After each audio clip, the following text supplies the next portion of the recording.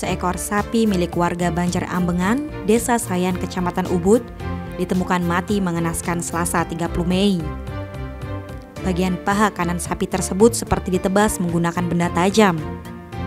Informasi yang dihimpun di lapangan, sapi tersebut milik IKD Widagda 51 tahun, warga Banjar Sindu, Desa Sayan, Kecamatan Ubud.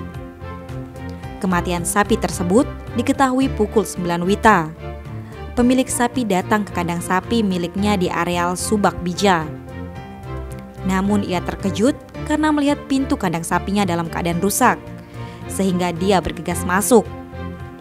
Bak disampar petir, Widagda melihat satu ekor ternak sapi miliknya sudah dalam keadaan rebah. Di sekitarnya banyak darah berceceran. Setelah dicek, bagian paha belakang sebelah kanan sapi miliknya seperti ditebas dan bagian kaki kanan sapi hilang, hingga membuat sapi tersebut mati. Atas peristiwa tersebut, Widagda bersama klien Banjar Ambengan melapor kepada Babin Kamtibmas Sayan dan Polsek Ubud.